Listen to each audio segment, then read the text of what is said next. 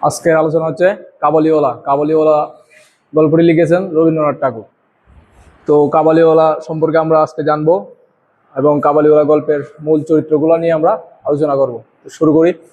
গল্পের চরিত্র প্রথমে আছে লেখক, মানে গল্পটা যে বর্ণনা করেছে বা যে এই গল্পটা মূলত তুলে ধরেছেন, যার মাধ্যমে সে হচ্ছে লেখক। লেখক কলকাতার এক বাঙালি এবং ছোট মেয়ে মিনির বাবা হচ্ছে এই লেখক।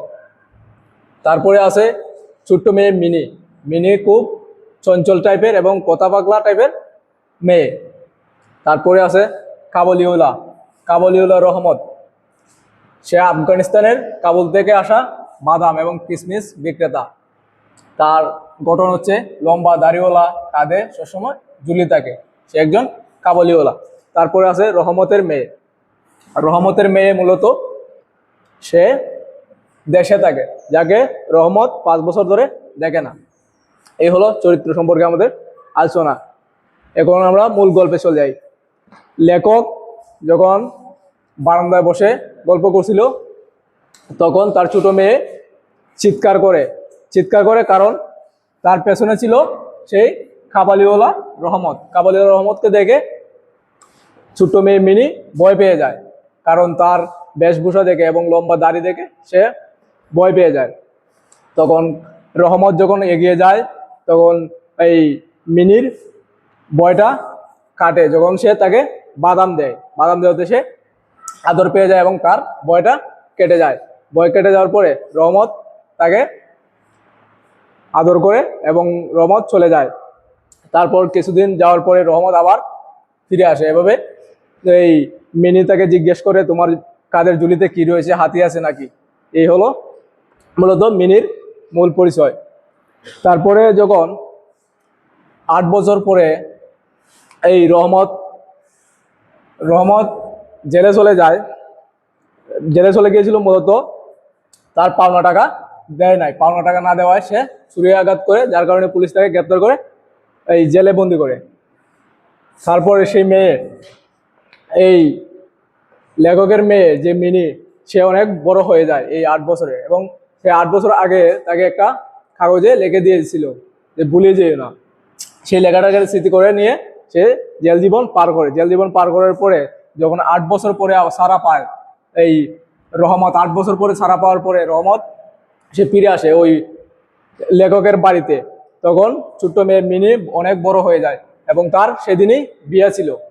সে লোকলজ্জার বয়ে রহমত তার কাছে যেতে পারে নাই এবং লেখক সেটা পর্যবেক্ষণ করে যে এই রহমত ফিরে এসেছে এবং সেই মেয়ের কাছে ফিরে এসেছে এবং সেও জানতো যে তার একটি ছোট্ট মেয়ে আছে এবং সে তাকে 5 বছর ধরে দেখে না।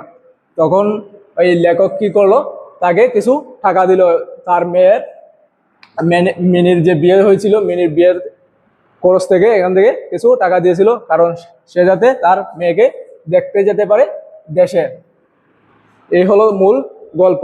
এখানে মূলত মূল যে সারাংশ এই গল্পের, একজন দেশি এবং বিদেশি বাবার, দেশ থেকে বা বিদেশ থেকে যেখান থেকে হোক না কেন, একজন মেয়ের প্রতি বাবার যে ভালোবাসা বা দায়িত্ব, আদর, এগুলো মূলত কোনো প্রভেদ থাকে না। সেই বাবার কাছে সব জায়গা থেকেই মেয়ের প্রতি বা সন্তানের প্রতি ভালোবাসা অটুট থাকে বা দৃঢ় থাকে। এই হলো মূলত কাবুলিওয়ালা গল্পের মূল বিষয়বস্তু। রবীন্দ্রনাথ ঠাকুর, তার সম্পর্কে আমরা এখন জানবো। কাবুলিওয়ালা গল্পটি লিখেছে মূলত রবীন্দ্রনাথ ঠাকুর সম্পর্কে আমরা জানবো। তিনি এশীয়দের মধ্যে প্রথম নোবেল পুরস্কার পান এবং নোবেল পুরস্কার 1913 সালে তিনি অর্জন করেন। মাত্র 8 বছর বয়সে তিনি কবিতা লেখা শুরু করেছিলেন। মাত্র 8 বছর বয়সে, এটা পরীক্ষা আসতে পারে। 8 বছর বয়সে কবিতা লেখা শুরু করেন। তিনি কত বছর বয়সে কবিতা লেখা শুরু করেন? মাত্র 8 বছর বয়সে কবিতা লেখা শুরু করেন।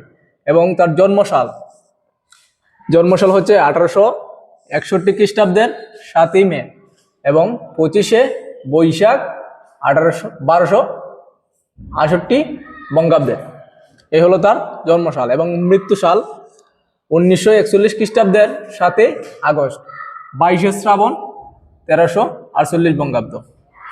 তার উল্লেখযোগ্য কাব্যগ্রন্থগুলো হচ্ছে মানুষী, সোনার তরী, চিত্রা, কণিকা, বলাকা, এগুলো তার কাব্যগ্রন্থ। এবং শিশুদের জন্য তিনি রচনা করেছেন শিশু বুলানাথ, কাপচারা।